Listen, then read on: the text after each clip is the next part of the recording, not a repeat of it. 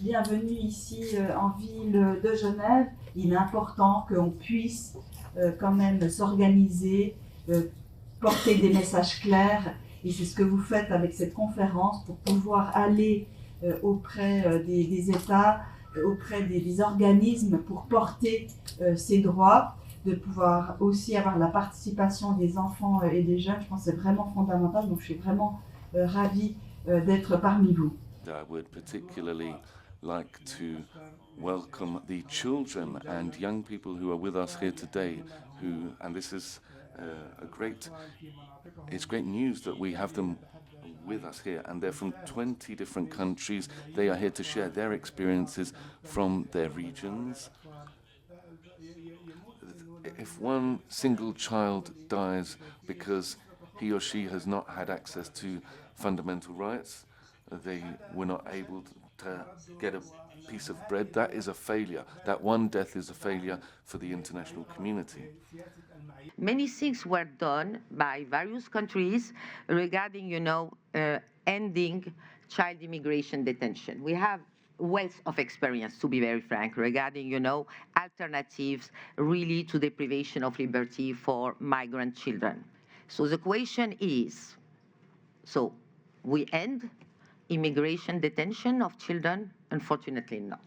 So in the same time, you have wonderful things happening here that we need to put at scale. In another hand, we have this pushback regarding, children's rights and mainly, children in the context of migration. The aim of the conference is to assess the implementation of the recommendations of the global study 5 years after it has been presented to the General Assembly of the United Nations in New York, and also to take stock of the implementation of the roadmap that we jointly developed. And very importantly, we have prioritized child participation throughout our work. The establishment of the Global Campus Child Leadership Team has ensured that children's voices are heard and their perspectives are incorporated into our activities. This approach has led to more effective and child-centered policies and practices.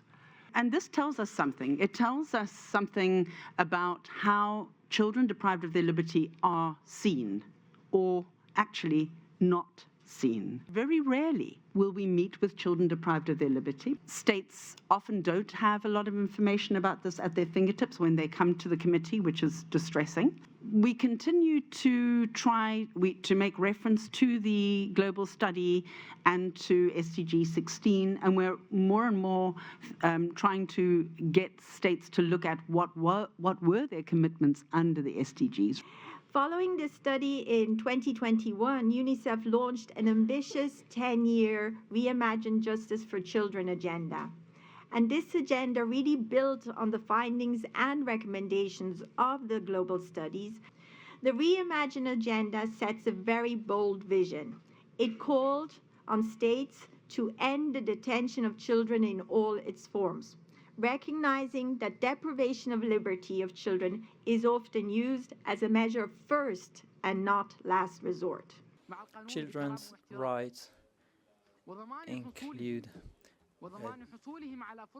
dignity in their treatment and a guarantee to being in society, to be rehabilitated. We have to defend justice for every child, particularly those deprived of liberty. They have to have access to justice guaranteed and reintegration. We want to work for each child for them